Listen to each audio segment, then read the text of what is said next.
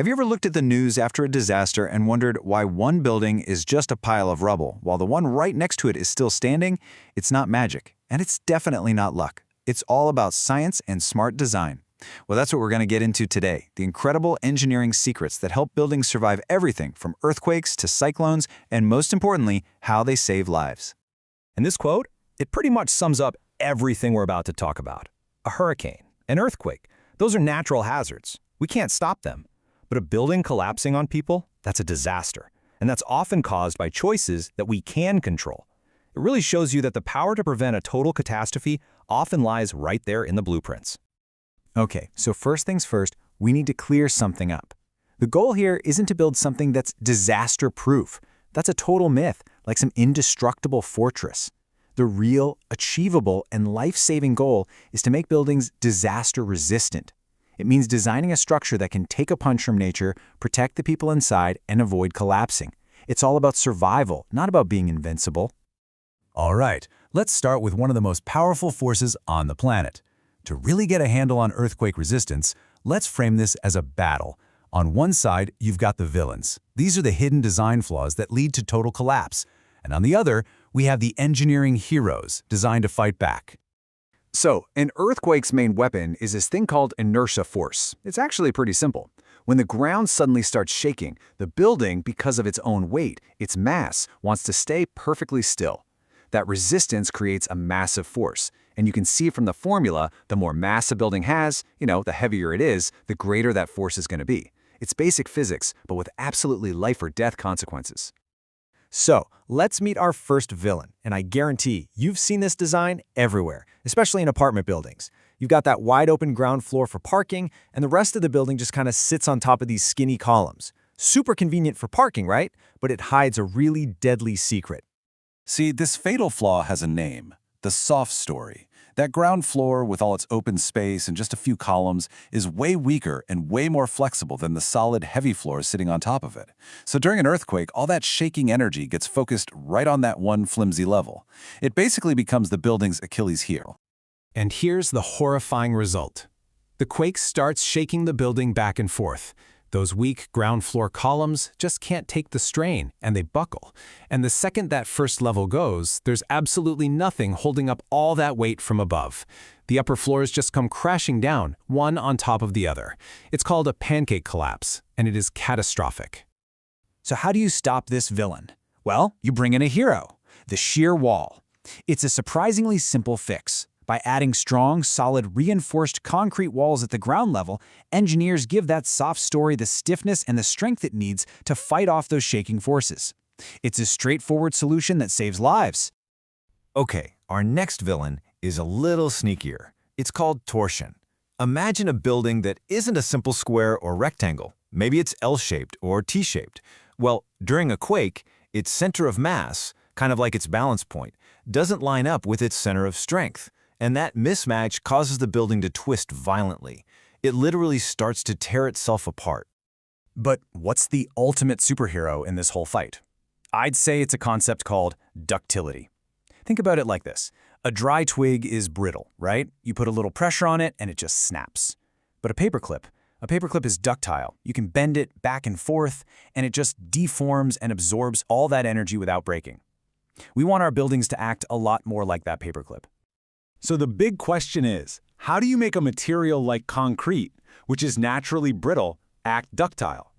Well, engineering codes like India's IS 13920 give us the exact recipe. It's all about how you use the steel rebar inside. You use closely spaced steel hoops, they're called stirrups, especially at the joints where beams and columns meet. This steel cage basically holds the concrete together, allowing the whole thing to bend and absorb incredible amounts of energy without shattering. And our final earthquake hero is box action. The idea here is pretty simple, actually. You want the whole building to act like one single rigid box. You do this by literally tying all the pieces, the walls, the floors, and the roof, together with reinforced concrete bands. That way, when the ground shakes, the entire structure moves as a single unit, spreading the forces out instead of letting one weak spot take the hit and fail. All right, let's switch gears, removing from the shaking earth to the ferocious winds of a cyclone.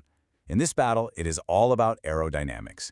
The shape of a building, and especially its roof, is what determines if it can stand up to the storm or if it gets torn apart. Now you'd think wind is simple, right? It just pushes. But really, high-speed wind is a two-pronged attack. First, yeah, there's pressure, which pushes against the building. But the force that's often way more dangerous is suction. As wind whips over and around the building, it creates a powerful vacuum effect that literally tries to pull the walls and the roof outwards and upwards. And this is where the shape of your roof becomes everything. Just look at this. A flat roof, it's rated poor because it creates huge uplift forces that can just peel it right off. A gable roof, the classic triangle shape, is better, but those flat ends are a big weak spot. The clear winner here, our hero, is the hip roof. Its pyramid-like shape is sloped on all sides, letting wind flow smoothly over it from any direction with very little uplift. It's just plain more aerodynamic. And beyond just the shape, there are two super simple rules that make a huge difference. First, keep your roof overhangs short.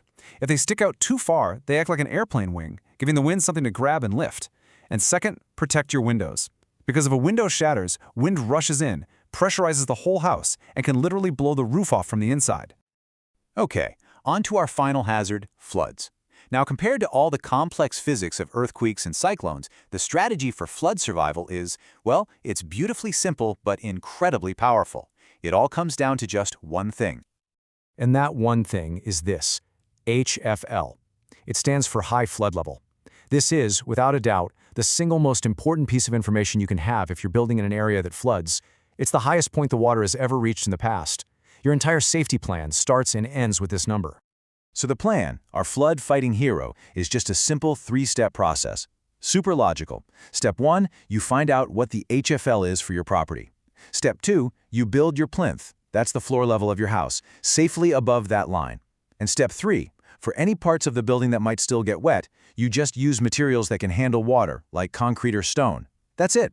The whole strategy is just get up and stay dry. So, when you pull it all together, we've seen these villains like the soft Storey and Torsion trying to take buildings down, but we've also built this amazing team of design heroes to fight back. So let's do a quick roll call, shall we? On our team of heroes, we have Ductility, the power to bend, not break. We have symmetrical design to stop that deadly twisting. We have box action, making the whole building act as one strong unit. We've got aerodynamic hip roofs to slice through cyclone winds. And finally, simple but brilliant elevation to stay high and dry above the floodwaters.